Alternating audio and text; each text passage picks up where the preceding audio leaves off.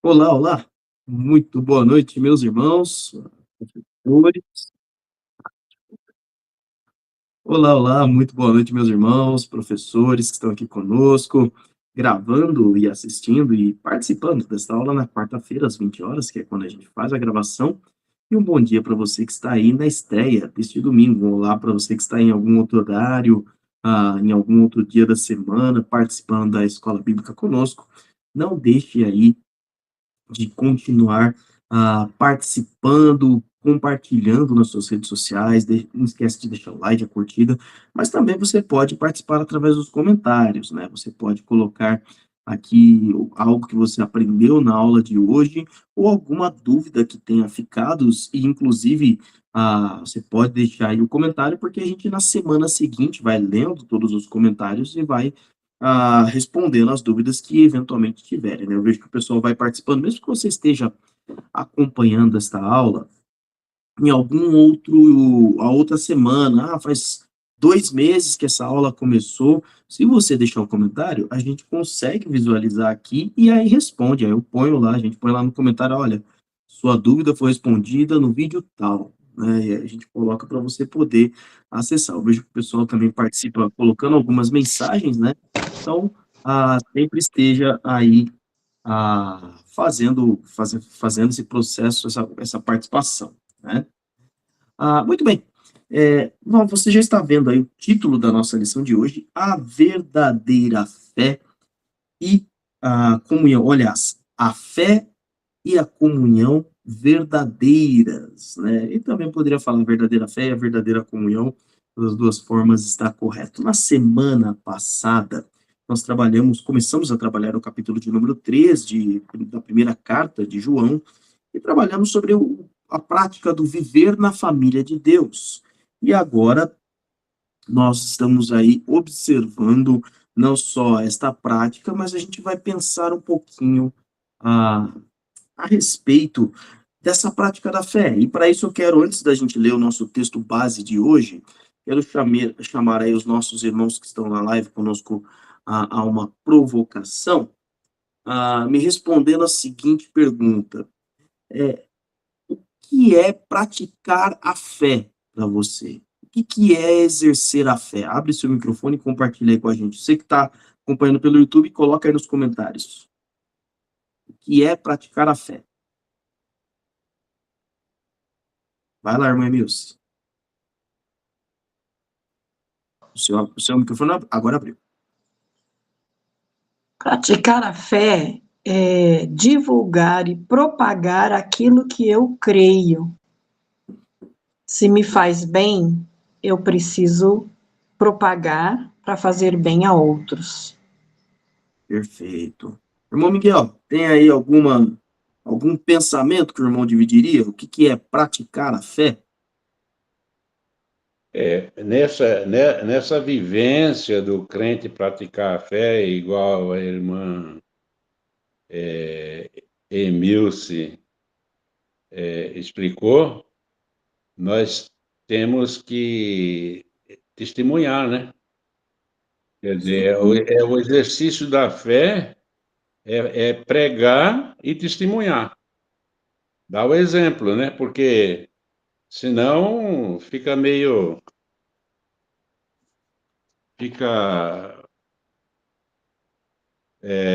eu não sei nem a palavra correta, mas é assim, fica incoerente, né? Porque Perfeito. se eu prego, mas eu não dou testemunho, então praticamente eu estou anulando a minha pregação. Muito bom, muito bom. Obrigado, irmão Miguel. E aí, queridos, a gente tem que começar a observar o seguinte: quando você vai falar sobre prática da fé, eu até achei que os nossos irmãos aqui iam entrar um pouquinho nesse mérito, porque muita gente fala sobre isso, que é, por exemplo, Abraão praticou a fé, não foi? Ele, ah, ele foi e ouviu a voz de Deus, Deus mandando ele fazer algo, ele saiu de lá e fez.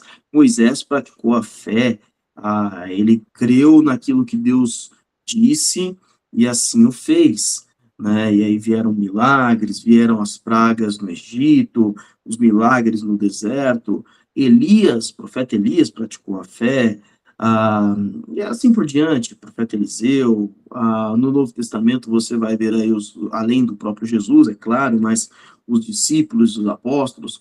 Quando a gente pensa nesse negócio de prática da fé, a gente pensa geralmente em coisas sobrenaturais, ou melhor, num sinônimo da palavra fé, que é crer.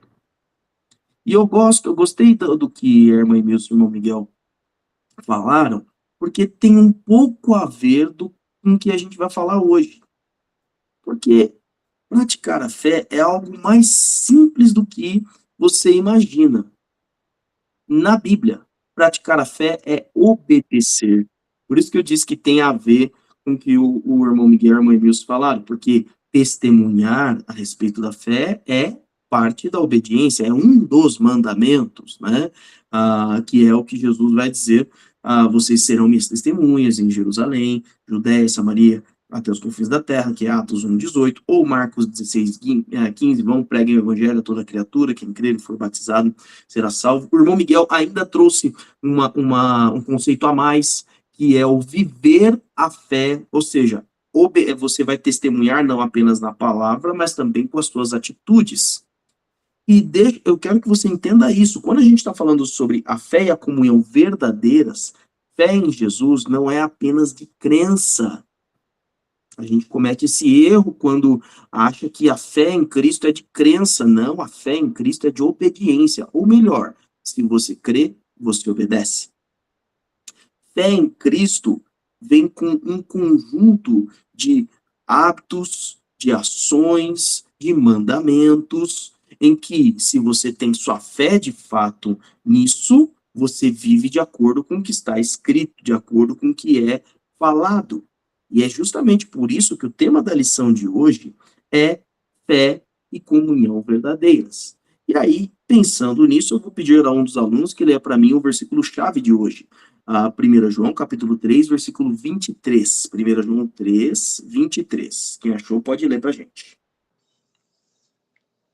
E o seu mandamento é este, que creiamos no nome de seu Filho, Jesus Cristo, e nos amemos uns aos outros segundo o mandamento que nos ordenou. Muito bem, então, o nosso objetivo para hoje, o nosso pensamento é conduzir os alunos, os ouvintes, a uma busca cuidadosa na comunhão com Deus, porém, através da comunhão com os irmãos, ou seja, da prática do amor, desenvolvendo a sua fé em todo esse processo, né, de obediência. E a gente olha justamente esse texto-chave que nos dá aqui: creiamos no nome do seu Filho Jesus Cristo e que nos amemos uns aos outros. Então você vai vendo que a prática da fé é a prática do amor ao seu irmão. Uma coisa que você vai ver constantemente na carta de João, algumas outras cartas também, é justamente esse incentivo ao amor ao seu irmão em Cristo. Mas espera aí, pastor. Jesus não reforça o mandamento do Antigo Testamento, lá em Mateus 22, de amar o próximo como a si mesmo, ou em Lucas 10? Sim, Jesus o faz. Esse próximo, ele pode não ser seu irmão em Cristo, não é? Sim, isso é verdade também. Mas quando você vai observar João capítulo 15, Jesus vai falar constantemente, João 15, João 13 também, deste amor ao seu irmão em Cristo. E por que João reforça essa didática? Porque o amor, ele é melhor exercido, ele é mais facilmente exercido naqueles que têm a mesma fé.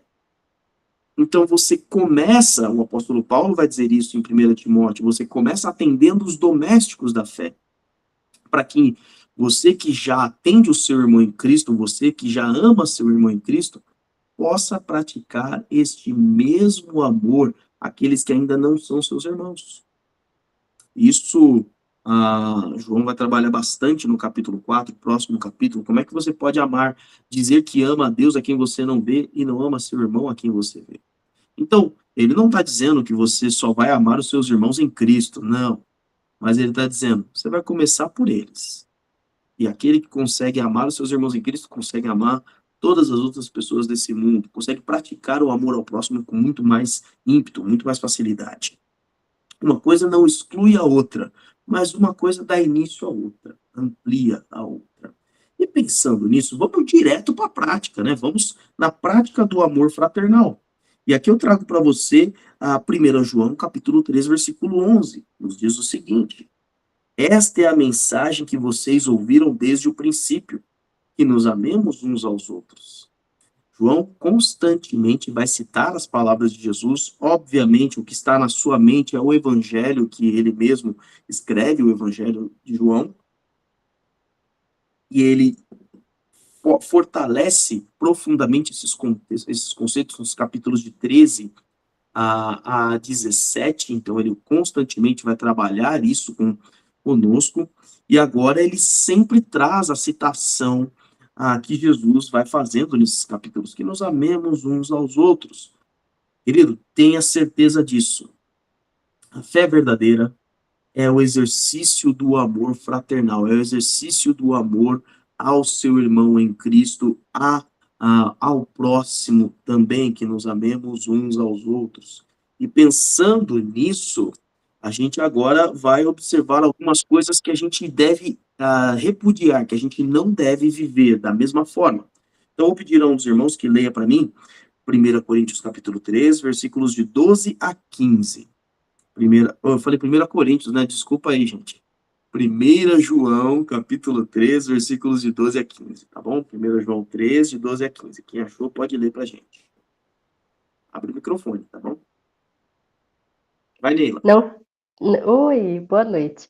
Boa Não noite. sejamos como Caim, que pertencia ao maligno e matou seu irmão. E por que o matou? Porque suas obras eram más e as de seu irmão eram justas. Meus irmãos, não se admirem se o mundo os odeia. Sabemos que já passamos da morte para a vida, porque amamos nossos irmãos. Quem não ama permanece na morte. Quem odeia seu irmão é assassino. E vocês sabem que nenhum assassino tem a vida eterna em si mesmo. Muito bem. Aqui nós temos um exemplo a repudiar. Um exemplo que não deve ser imitado. E aqui é o exemplo de Caim. Então, João, ele vai fazendo uma série de comparações didáticas para a gente entender. Não é isso que eu estou falando, é sobre isso que eu estou falando. Algumas coisas são um tanto quanto óbvias, mas é importante serem ditas. Ele está dizendo aqui, olha, no versículo 11, que a gente leu agora, que nos amemos uns aos outros. Ou seja, não faça como Caim. Caim pertencia ao maligno, Caim pertencia ao mal. Ele matou o seu irmão. Agora, qual é a causa da morte? Aí você percebe de fato a maldade que havia no coração de Caim. Porque Caim não estava se defendendo de uma agressão, Caim não teve uma reação violenta a uma ofensa que o irmão foi lá, ofendeu ele, e ele perdeu a mão, foi lá, agrediu e matou o irmão, como alguns fazem. Não, Caim matou seu irmão por inveja. O texto dá uma resumida, depois você observa ali Gênesis capítulo 4, e você vai conhecer essa história, mas é dito, porque as suas obras eram más e as do seu irmão eram justas, aí é que é Abel. Os dois oferecem um sacrifício a Deus, Deus aceita a oferta de Abel e não aceita a oferta de Caim. E porque Deus não aceitou a oferta de Caim, Caim foi e matou seu irmão. Então ele está dizendo, olha, você não vai fazer, você que pertence a Cristo, você que deseja amar o seu irmão, você não vai agir de uma forma como a de Caim. Ah, pastor, é claro que não. Imagina que eu vou matar alguém por causa de inveja. Não, mas a gente deixa de abençoar pessoas por causa da inveja, por exemplo. Ah, não, mas ele não precisa de mim agora, ele não precisa da minha atenção, ele tem a família, ele tem recurso, ele tem isso, ele tem aquilo. Então, o não amar ao outro porque estamos motivados, não agora só pela inveja, mas pelo pecado, nos impede de fazer aquilo que nos foi ensinado e ordenado desde o princípio. E perceba o seguinte, essa é a característica do mundo. Por isso que no versículo 13, ele vai dizer: meus irmãos, não admirem se o mundo os odeia. O mundo pensa assim. Nós temos hoje duas realidades profundamente chocantes. Profundamente chocantes. Eu não me lembro exatamente há quantos anos, mas há poucos anos atrás, uma vereadora no Rio de Janeiro, a Marielle, foi assassinada, e foi um assassinato criminoso a mando, né, foi encomendado. E muitos que eram contrários à política, ela era uma vereadora situada de política à esquerda, muitos comemoraram a morte dessa mulher. E recentemente, nesse mês, foi assassinado lá nos Estados Unidos aquele rapaz, me fugiu agora o nome dele, se alguém lembrar aí, pode abrir o microfone e falar. Tá? Foi assassinado aquele rapaz que era posicionado em defesa da extrema-direita. E muitos estão comemorando o assassinato dele. Está entendendo como é a cabeça do mundo?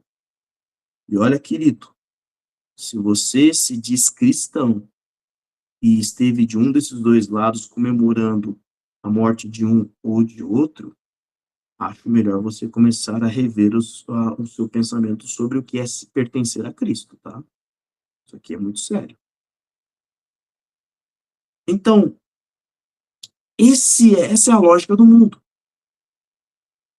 E sabe o que vai acontecer só nessa declaração polêmica que eu dou aqui? Muitos vão me odiar.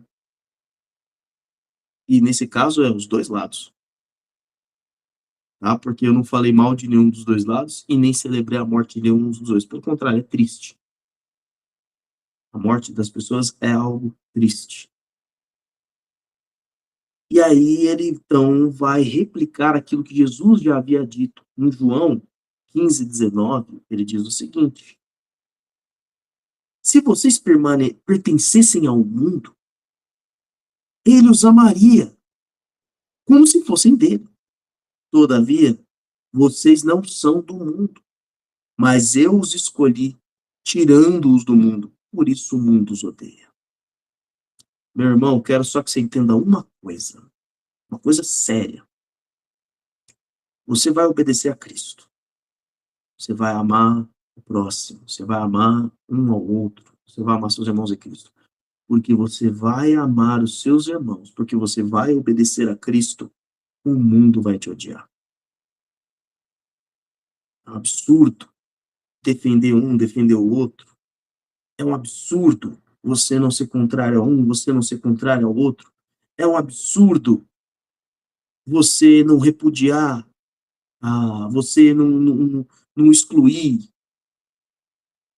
A palavra de Deus vai nos demonstrando uma nova vida em Cristo. E é isso que foi lido nos versículos 14 e 15.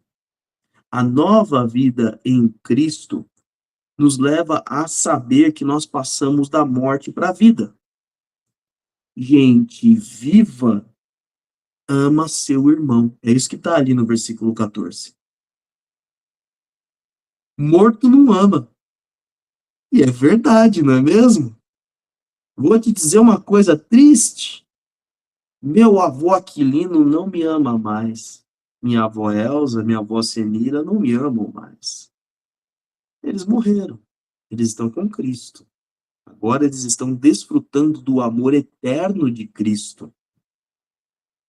E não tem tempo mais para pensar no neto, não. Fique tranquilo. Até porque eles, inclusive, têm muitos netos para pensar. Mas não. Meu irmão, quando você está com Cristo, teu foco é Cristo. Não estão pensando, como é que será que está minha filha Emilce? Como é que está a minha filha Marilene, Eliane, ou a minha outra avó, minha avó Senira, como é que estão meus 8 filhos, meu marido? Não, não. Eles estão com Cristo. Eles estão contemplando a glória do Pai. Então, não, o morto não ama. Mas eu estou falando desse morto, a gente pensa no morto terreno, né? Não, o morto que ele está falando aqui é o morto espiritualmente. Aquele que não ama. E a gente vai ver mais à frente o padrão, e qual padrão.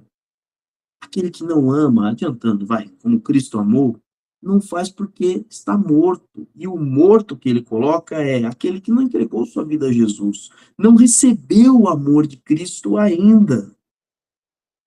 E ele reforça no versículo 15: quem odeia seu irmão é assassino. Se você for pegar ali o Sermão do Monte, né? Se você pega ali, ó, Mateus, capítulo de número 5, Jesus ele vai ensinar sobre essa parte do ódio. Mateus capítulo 5, versículo 21 em diante, olha só. Vocês ouviram o que foi dito aos seus antepassados: não matarás. A quem matar será sujeito a julgamento. Mas eu digo a vocês que qualquer um que se irar contra o seu irmão estará sujeito a julgamento. Também qualquer um que disser ao seu irmão raca, que quer dizer tolo, será levado ao tribunal. E qualquer um que disser louco corre o risco de ir para o fogo do inferno. Então, Jesus ele está falando, olha, aquele que odeia seu irmão é como se estivesse matando. Para Deus é o mesmo pecado, um pecado cometido aqui. Se você não ama alguém, você condena essa pessoa à morte. A gente vai falar sobre praticar o amor, mas vamos pegar alguns exemplos aqui de maneira mais tranquila. Pessoas em situação de vulnerabilidade, grande vulnerabilidade. Para que você não faça nenhum tipo de juízo de valor, vamos pegar crianças pequenininhas, vamos pegar aí crianças de 1 a 5 anos. Você provavelmente não odeia crianças de 1 a 5 anos, certo? Só que crianças em vulnerabilidade, principalmente vulnerabilidade, não, imagina, quem que vai odiar uma criança de 0 a 5 anos em situação de vulnerabilidade, em situação de rua, ou então em situação de violência, ou de abandono, quem que vai odiar assim? Mas na Bíblia só tem um lado ou outro no sentido do amor. Se você não ama, se você é indiferente, você fornece o ódio. Ou seja, se eu não amo, eu condeno aquelas crianças à vulnerabilidade. Tá entendendo? É sério a coisa. Por isso que, por exemplo, nós temos, entre os batistas do estado de São Paulo, nós temos o Lar Batista de Crianças, que cuida de crianças em situação de vulnerabilidade. Mas aqui é só um pequeno exemplo radical, eu sei que é chocante, eu sei que é, mas é para a gente entender como o nosso amor tem que transbordar e tem que ser constante. Pois bem, aqui então ele começa a mostrar, já que a gente viu um exemplo a repudiar, que é o exemplo de Caim, vamos observar um exemplo a imitar, que agora é o exemplo de Cristo. Leia para mim, versículos 16, 17 e 18. 1 João 3, 16 a 18. Quem achou, pode ler para mim, por favor.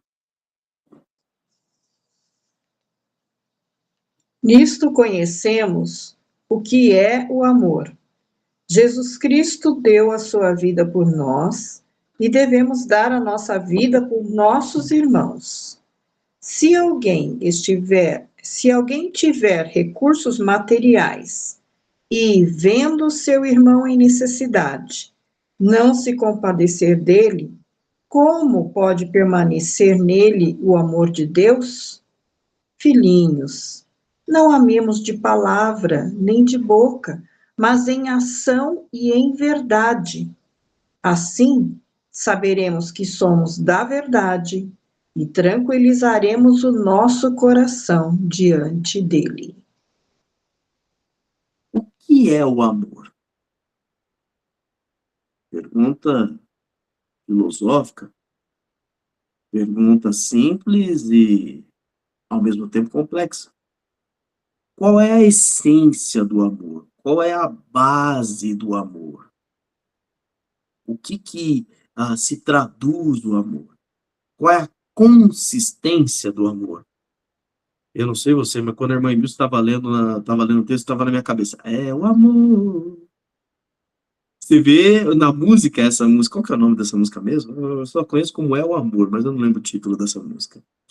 Ah, os irmãos estão muito quietinhos, os irmãos têm que me ajudar. Vocês têm que falar aí o nome das coisas. Digita aí no chat. Ah, lembra, Neila? Qual que é essa? É do Zezé de Camargo, é o amor, o título. O título é O Amor mesmo? É. Então tá bom, tá bom. Então é o amor. Você vê, ele diz o que o amor faz com ele, com a cabeça dele. Mas a Bíblia diz o que é o amor. Ele diz: nisto conhecemos o amor. Nisso sabemos qual é a consistência. Sabemos o que é. E ele diz: o amor é Jesus Cristo, que deu a sua vida por nós. Então, o amor se traduz em sacrifício. Não existe amor sem sacrifício. Senão, não é amor. Pode perguntar para qualquer casal de namorados, apaixonados. Se o menino não der um jeito de ver a menina, não der um jeito de ligar para a menina, aí fica 2, 3, 4 dias, acabou o namoro. Não, se você me ama, você vai arranjar um tempo para me ligar. Você vai arranjar um tempo para me ver, não é verdade? Pergunte para os filhos que não receberam a presença dos pais. E olha, muitas vezes pais que deram tudo, tudo de material, mas não deram a presença, não estavam lá, não abriram mão do seu tempo, não abriram mão de um emprego, de um recurso que iriam ganhar, ou de um tempo de lazer próprio para estar com as crianças. Pergunte para esses filhos crescidos, agora jovens, agora adultos, se eles se sentiram amados pelos seus pais. Provavelmente não. Todo amor exige sacrifício, senão não é amor. Isso é básico. Pais desdobram-se na sua. Gente, é muito difícil ser pai, né? O pai e a mãe buscam o sustento integral da criança, do filho, ao mesmo tempo sabe que tem que estar presente, se esforçam para estarem presentes, ao mesmo tempo protegem, conhecendo todos os problemas do mundo, e a criança vai crescendo e vai achando que sabe se proteger, e o pai sabe que não, e aí a luta agora não é mais contra os de fora que querem trazer o mal para dentro da sua casa, mas é os de dentro também da sua casa, você tentando proteger o filho de si mesmo, até que ele tenha maturidade para se viver nesse mundo. Olha o sacrifício que o pai e a mãe faz. Amor é sacrifício, e é assim que a Bíblia ilustra. O que é o amor? Jesus deu a sua vida por nós. Agora vem aquele coice. E devemos dar a nossa vida por nossos irmãos. Agora vem o coice da prática do amor. Porque amor que não é distribuído não é um amor de grande valor.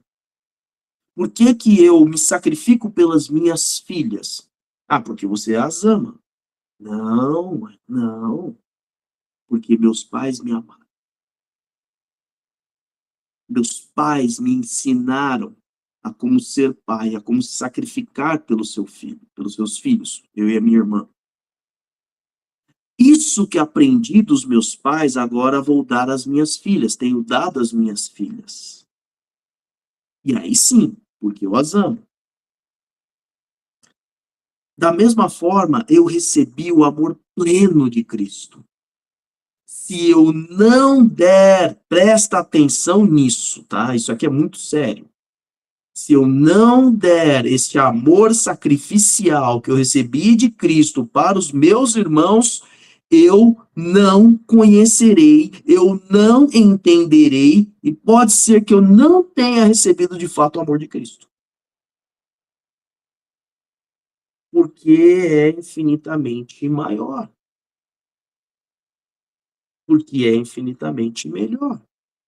Eu vou dar um exemplo. Esse aqui é um exemplo específico meu, tá? Coisa minha, porque cada um tem a sua realidade de maneira diferente. Os meus pais plantaram no meu coração a maravilha que é ter um filho. Mesmo diante de desafios que eu sei que o mundo hoje é terrível. Eu sou pai, eu sei que é. E eu sei que ele não vai melhorar. Se hoje para as minhas filhas já é um mundo difícil, eu fico pensando para os meus netos. Mas os meus pais plantaram esse desejo no meu coração, do ponto de que eu sempre quis ter filhos. Para mim era casar e ter filhos. Isso já estava lá. Isso já estava implícito. Quando a gente recebe o amor de Cristo, a gente recebe para reproduzir.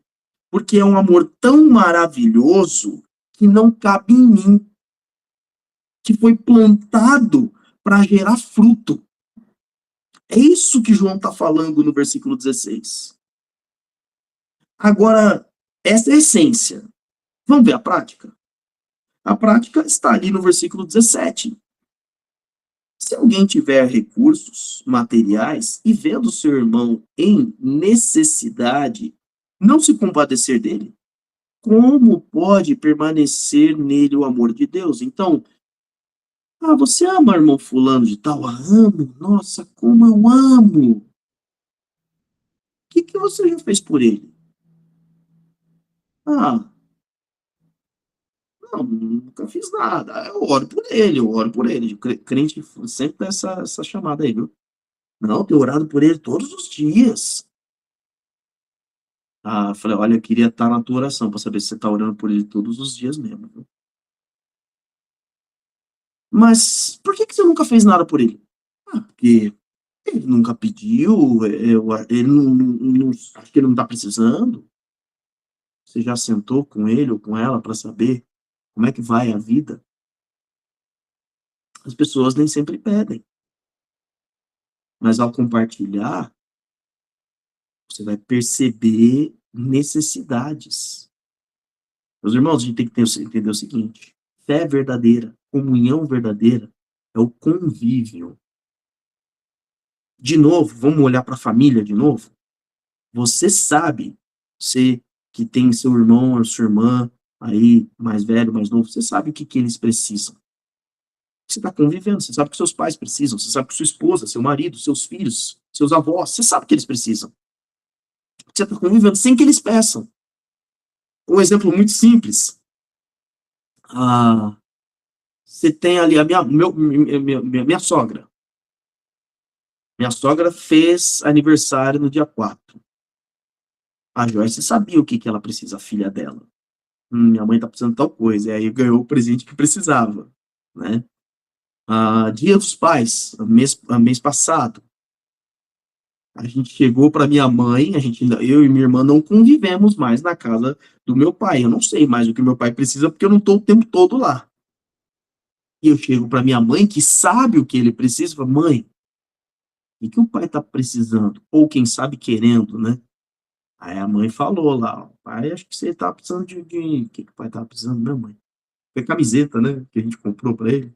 Foi camiseta polo? Não, esse foi do ano passado. É que foi a Cíntia que comprou, viu, gente? Eu só fui lá e fui junto com ela lá. Ele queria um agasalho moderno. Um agasalho moderno, é isso, ele estava precisando de um agasalho moderno. Então pronto, a Emilce que convive com ele sabe o que ele precisa. Comunhão é convívio, para ser exercido. O princípio básico da comunhão é ter algo em comum, tá? Alguma coisa em comum. E aí eu queria levantar com os irmãos, agora eu quero trazer a provocação. Então, os irmãos estão aí comigo na live, eu quero o pessoal tudo participando, hein? Quem tiver condições de participar.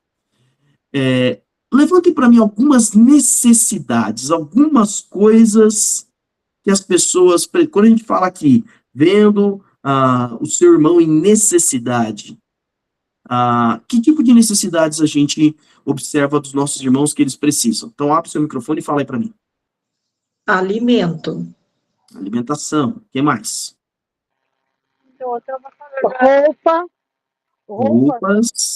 Roupas, perfeito. O que mais? Uma necessidade básica é o meio da sobrevivência. Inclusive, a gente tem que estar enganjado nessa questão de apoiar o cara se especializar e tal, né? Para os nossos irmãos, principalmente os que estão próximos da gente, porque a luta é brava. Muito bom. Então, observar meios de sobrevivência, crescimento da pessoa, né? O irmão Miguel falou de especialização. Eu queria, inclusive, trazer essa provocação.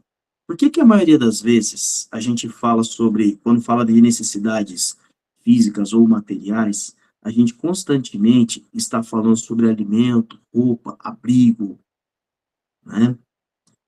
Porque essa é a realidade do Brasil, é a realidade da América Latina, é a realidade do Hemisfério Sul e alguns outros países também do Hemisfério Norte, alguns países que são ricos, mas estão profundamente desiguais, né? Então, constantemente a gente fala, a Bíblia fala muito sobre isso, porque também era a realidade naquele tempo. Mas eu quero trazer um exemplo aqui diferente. Nós temos irmãos em Cristo na Noruega? Temos. Temos na Finlândia? Temos também. Na Suécia?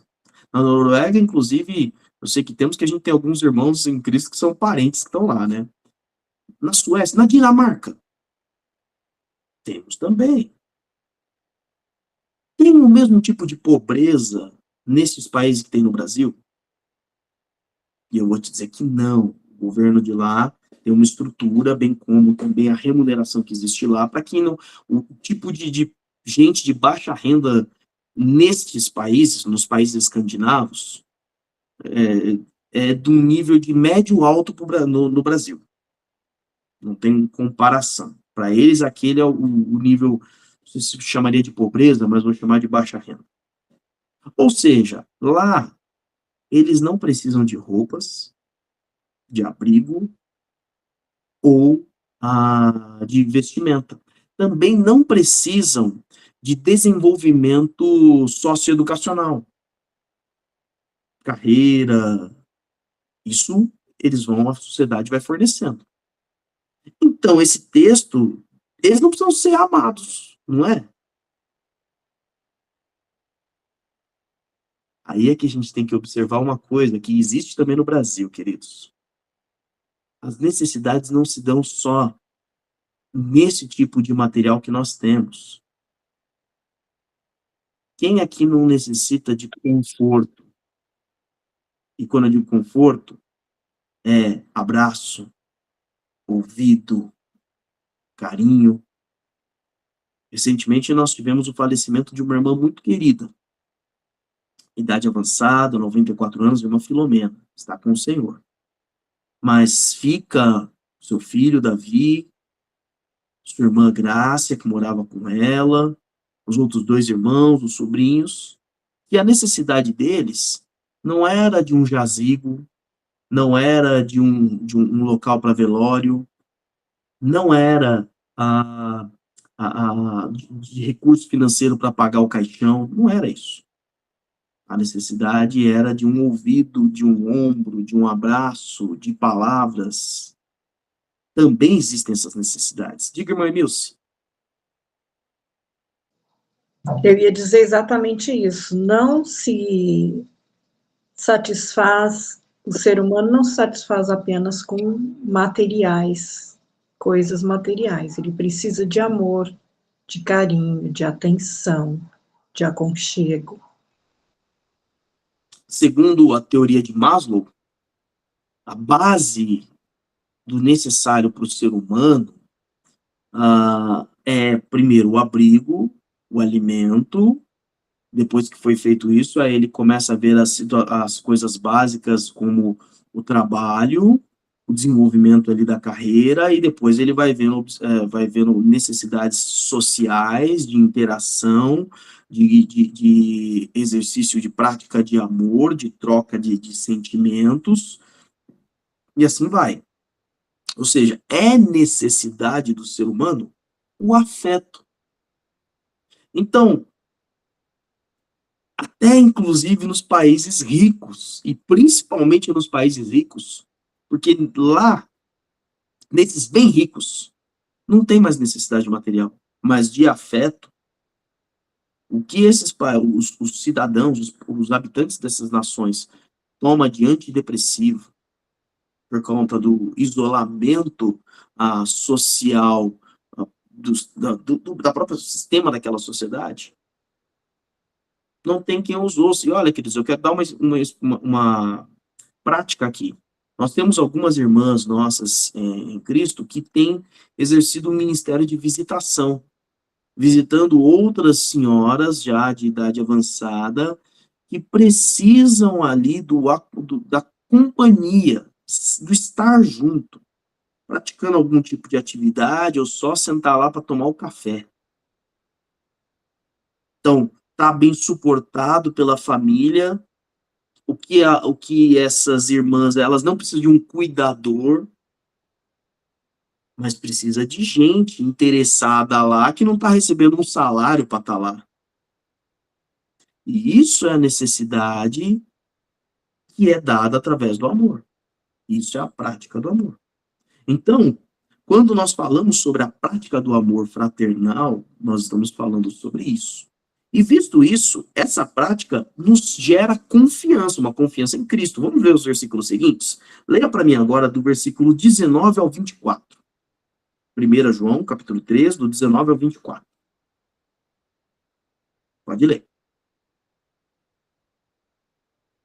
Assim saberemos que somos da verdade e tranquilizaremos o nosso coração diante dele, quando nosso coração nos condenar, porque Deus é maior do que o nosso coração e sabe todas as coisas.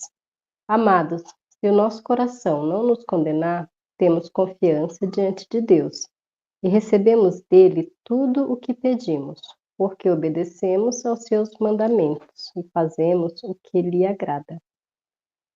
E este é o seu mandamento, que creiamos no nome de seu Filho Jesus Cristo e que nos amemos uns aos outros, como ele nos ordenou. Os que obedecem aos seus mandamentos, nele permanecem, e ele neles. Do seguinte modo, sabemos que ele permanece em nós, pelo Espírito que nos deu. Muito bem, obrigado. A verdadeira fé consiste na prática do amor aos seus irmãos, imitando o amor de Cristo. Entendemos isso? Agora, nós observamos como esse amor nos conduz à segurança. A prática do amor nos traz segurança. Assim, sabemos que somos da verdade, é o que está escrito no versículo 19. Lembre-se que essa expressão verdade no Evangelho de João e nas cartas de João está diretamente ligado a Jesus Cristo, porque é João que registra no capítulo 14, versículo 6, eu sou o caminho, a verdade e a vida, ninguém vem ao Pai a não ser por mim. Você quer ainda um pouco mais de reforço, você vai observar o Evangelho de João, capítulo 1, versículo 14, versículo 18, também fazendo a mesma menção sobre a verdade em relação a Jesus Cristo. Então, isso fica bem forte quando a gente fala assim, sabemos que somos de Cristo, que somos da verdade. Quando se fosse sobre aquilo que é verdadeiro, aquilo que é concreto, aquilo que é sincero, sinônimos, ele não usaria a expressão da verdade, ele usaria a expressão de verdade. Eu sou um cristão de verdade. Não, aqui ele está dizendo, nós somos da verdade, nós somos de Cristo. E aí ele está dizendo, olha, se você, meus filhinhos, amam, que não é só de boca, amam de ação, amam em verdade, então nós vamos saber que somos de Cristo. E aí ele coloca, olha, o seu coração, aliás, você ficará tranquilo diante do seu coração. Porque uma coisa que você pode ter é uma pergunta: será que eu estou fazendo certo? O seu coração pode questionar. O pregador Dwight Moody, no seu comentário sobre esse texto, ele diz o seguinte: ao examinarmos a nossa vida de amor fraternal, nossos corações podem ser muito rigorosos. Será que eu estou certo? Será que esse é o caminho? Ou demasiado lenientes. Não, estou certo, com certeza eu estou certo. Não, eu estou amando de fato do jeito que eu deveria amar, tá tudo certo. E aí ele diz: mas Deus é maior, maior que o nosso coração, e conhece todas as coisas. Portanto, nós apelamos a Ele quanto à verdade a nosso respeito, e nos lembramos que Ele é todo compaixão. Isso resulta num julgamento correto e confiança para os nossos corações. O que ele está dizendo? Você, como um cristão, a você cabe amar. Amar como Cristo amou. Ao Senhor cabe julgar. E ao julgar, pode ficar tranquilo, ele vai te conduzir. Filho, está faltando amor. Está faltando o amor de Cristo no seu dia a dia. Filho, é isso aí mesmo que eu quero que você faça. Isso é o amor. E fique tranquilo que quem está segurando ou assegurando você diante de mim sou eu.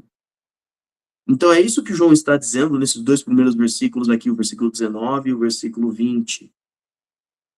A prática do amor confirma a segurança em Jesus Cristo, confirma a segurança da nossa salvação, porque o nosso coração não está guardado, ou melhor, a nossa vida não está guardada no nosso coração, no nosso sentimento. A nossa vida está guardada em Deus. A segunda coisa que a gente aprende aqui sobre esta segurança, sobre esta confiança em Cristo na prática do amor, estão aí nos versículos de 21 a 23, aonde ele vai dizer, olha, quando você obedece, você recebe dele tudo o que pede. Porque obedecemos seus mandamentos, fazemos o que lhe agrada, é o versículo 22. E aí você pensa, né? Então é isso? Se eu obedecer, se eu amar o meu irmão, eu vou receber tudo que eu pedi? Gostei. Mas qual é a base para essa afirmação de João? É a fala de Jesus, no Evangelho de João, capítulo 15, versículo 7. Olha só o que ele diz. João 15, 7. Se vocês permanecerem em mim e as minhas palavras permanecerem em vocês, pedirão o que quiserem e lhes será concedido. A palavra permanecer está ligada ao obedecer, ao praticar, não apenas o guardar no coração, né? Não saber de cor as palavras de Jesus, as palavras da palavra de Deus, os versículos da Bíblia, por exemplo, não é isso não. Aqui permanecer é você obedecer constantemente, com frequência, com constância. E aí ele está dizendo, pedirão o que quiserem. Então quer dizer, pastor, que se eu obedecer a Jesus, se eu amar o meu irmão como Jesus ama, no mesmo padrão, então eu vou pedir qualquer coisa e Deus vai me dar? Sim. Pastor, tá estranho. Eu tenho amado meus irmãos, eu peço umas coisas para Deus e ele não me dá. Aí a gente tem que entender o que a Bíblia está nos falando. 1 João 3, 22 diz: recebemos dele tudo o que pedimos, porque obedecemos os seus mandamentos e fazemos o que lhe agrada. Aí a gente vê de novo João 15, 7. Se vocês permanecerem em mim e as minhas palavras permanecerem em vocês, pedirão o que quiserem, e lhes será concedido. Querido, entenda uma coisa. Quando você ama o seu irmão, quando você obedece a Jesus, quando a palavra de Jesus permanece em você, você não pede o que você quer. Você pede segundo a palavra de Jesus. Entendeu? Você não pede para si. Você pede para cumprir a vontade de Deus. Percebeu a diferença? Você não pede pela sua vaidade. Você não pede pelo... Porque quando você pede algo para sua vaidade, você não vai usar para o amor ao próximo. Você pode até tentar... É muito curioso, a gente tenta fazer essa bobagem como crianças imaturas diante de um pai perfeito, um pai que ele não é maduro, ele é perfeito. Olha, Deus, você vai barganhando com Deus. Se o senhor me der o que eu estou pedindo, eu vou ajudar. Parte disso que eu tô recebendo, eu vou usar para ajudar as pessoas. É curioso, gente. A gente se acha como adultos maduros, pessoas maduras. Mas eu olho para essa nossa postura, esse nosso tipo de pensamento, e penso nas minhas filhas. A minha filha Sara, de 6 anos, tentando me convencer a dar alguma coisa para ela, e eu sabendo que ela não vai usar aquilo para beneficiar outra pessoa, e sim para simplesmente para o uso próprio. Você acha que Deus não sabe o que está no seu coração? Nem você sabe o que você vai fazer com o que você está pedindo no futuro. Até mesmo saúde, tá? Até mesmo saúde. A gente só pensa em coisas materiais. Não, Deus, me dá saúde. Porque se o Senhor me der saúde, eu vou usar desta saúde para amar pessoas. Você fica barganhando com Deus. Meu amigo, Deus sabe o seu nascimento e a sua morte. Deus sabe os seus pensamentos. Você nem sabe se você vai usar isso para abençoar pessoas. Ele sabe. Ele já viu. Então não é assim. Não é isso que João está nos ensinando. Se você está amando o seu irmão, querido, você está pedindo para amar. Senhor, eu preciso disso aqui. E o texto, você vê como é que o versículo 21 e 22 está. Olha o tempo verbal. Amados, se o nosso coração não nos condenar, temos confiança, não é tínhamos, não é teremos, é presente. Temos confiança diante dele e recebemos presente dele tudo o que pedimos. Então, só o verbo pedir aqui que está no passado, o restante está no presente. Porque eu peço para a glória de Deus. Eu não peço mais para os meus próprios deleites, meus próprios prazeres. Eu peço para aplicar no amor. Eu peço para cumprir a palavra de Cristo. E para reforçar e finalizar esse nosso pensamento, eu quero trazer aqui também o que está ali no versículo 23. Porque ele diz que a nossa prática de fé está baseada, então, ou os mandamentos estão baseados, então, em crer no nome do Filho de Deus e no amar uns aos outros. Pois bem, de novo, quero trazer aqui um comentário do Dwight Moody, que ele nos diz: o mandamento é crer e amar. A fé é uma obra, como está lá em João 6,29, né? Crer no nome de Jesus, que literalmente nos traz o significado de crer em tudo o que Cristo é. Então, a minha confiança está em saber tudo o que Cristo é, e a minha prática de amor traduz isso. Eu sei quem é Jesus. Eu amo porque eu sei quem ele é. Eu sei o que dele recebi. E eu faço. Isso tem sido a realidade de tantos missionários nossos, não só espalhados no mundo, mas aqui no Brasil, aqui no nosso estado de São Paulo.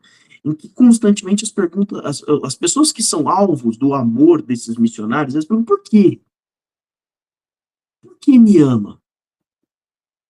Eu não vou dar aquilo que você quer, eu não vou para sua igreja, eu não vou seguir do jeito que você quer. Por que me ama? Porque eu sei quem é Jesus.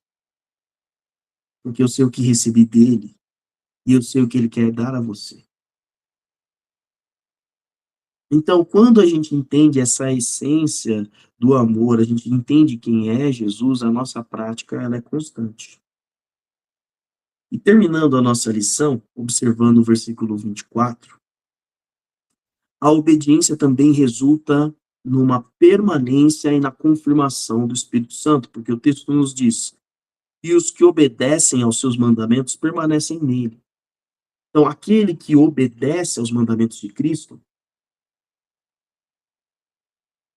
constantemente sente a presença de Cristo.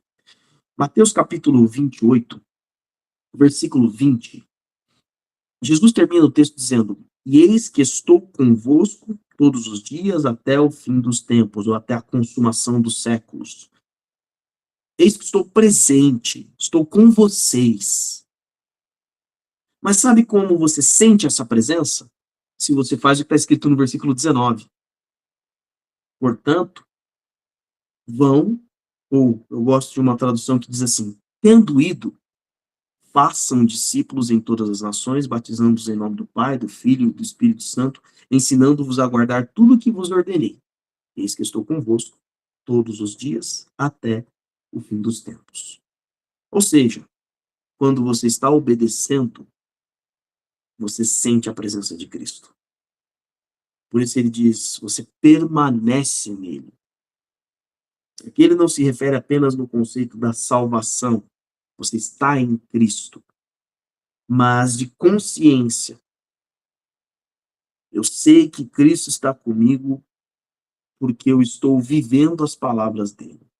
Mas ele termina o versículo 24 e o capítulo de número 3, dizendo, deste modo sabemos que ele permanece em nós, pelo Espírito que ele nos deu. A chave final de confiança da prática do amor fraternal é saber que o Espírito Santo vive em nós. Efésios, capítulo 1, versículo 13 e 14, nos diz o seguinte: nele, quando vocês ouviram e creram na palavra da verdade, o evangelho que os salvou, vocês foram selados com o Espírito Santo da promessa, que é a garantia da nossa herança até a redenção daqueles que pertencem a Deus, para o louvor da sua glória. O Espírito Santo, no momento que você entregou a sua vida a Jesus, o Espírito Santo veio habitar em você. O Espírito Santo é a garantia da tua salvação. Ele é o selo de aprovação. E Romanos 8,16 nos diz que o próprio Espírito testemunha, confirma ao nosso espírito que somos filhos de Deus. A prática do amor fraternal é o exercício da fé, é, de fato, a comunhão, ter algo em comum. E, traduzindo de uma forma muito simples, ter tempo em comum, gastar tempo com pessoas, ter comida em comum, repartir o teu arroz da despensa, auxiliando aquele que está sem dificuldade, ter interesses em comum. Aquele meu irmão está precisando de uma vaga de emprego. É meu interesse que ele consiga. Eu tenho a necessidade que ele tem é a minha. Aquele meu irmão está precisando um curso, está precisando um aprendizado. Eu vou correr atrás por ele. Eu vou procurar alguma oportunidade.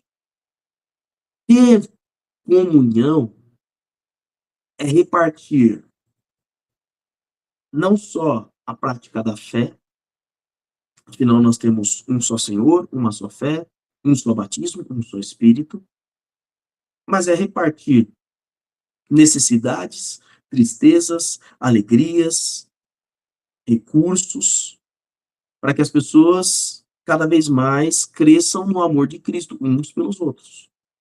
A edificação da igreja se dá nessa prática. E ao observar tudo isso aqui, gente, é entender que isso é ser um crente em Cristo. Nunca fez tanto sentido essa palavra, porque a palavra crente é aquele que crê. Eu sei que ficou pejorativo em algumas situações ao longo da história, principalmente uma forma de identificar os evangélicos no Brasil,